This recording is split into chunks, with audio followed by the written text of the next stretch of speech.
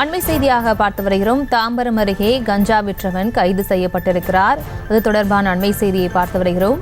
போலீஸை பார்த்தவுடன் தப்பியோட முயன்றபோது கீழே விழுந்து அடிபட்டதாகவும் தெரிவிக்கப்பட்டிருக்கிறது.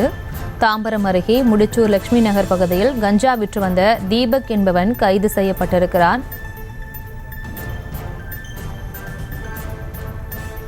இது தொடர்பான மேலும் விவரங்களுடன் இணைகிறார் செய்தியாளர் கந்தன். வணக்கம். மேலும் விவரம்.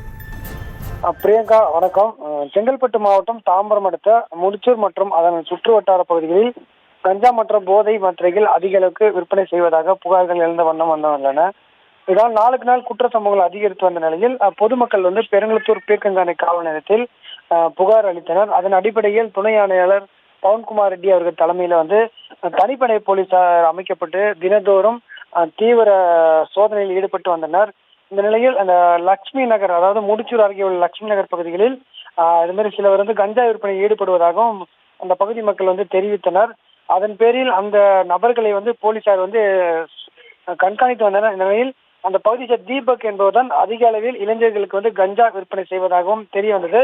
அதன் அடிப்படையில் அவரின் தொலைபேசி எண்ணை தொடர்பு கொண்ட போது ஆந்திராவில் இருப்பது தெரிய அங்கிருந்து அவர் தற்போது அந்த முடிச்சூர் அருகே உள்ள ஒரு பகுதியில் இருப்பதாகவும் அவர்களுக்கு சிக்னல் கிடைத்துள்ளது.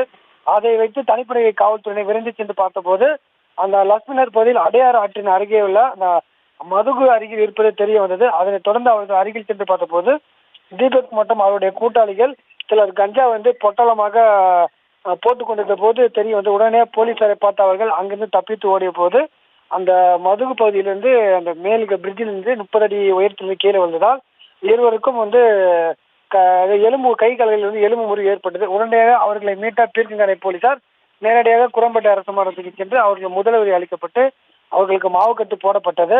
ஏற்கனவே முடிச்சூர் பகுதியில் ஜூன் மாதம் 24ஆம் தேதி கஞ்சா போதையில் விஷ்ணு என்ற நபர் வெட்டி படுகொலை செய்யப்பட்டார். இந்த நிலையில் இது போன்று தொடர்பாக இந்த முடிச்சூர் பகுதியில் தொடரும் சம்பவங்களை தடுக்கும் வகையில் போலீசார் தனிப்படை அமைத்து அந்த கஞ்சா விற்பனையுடன் சோதித்து வருகின்றனர்.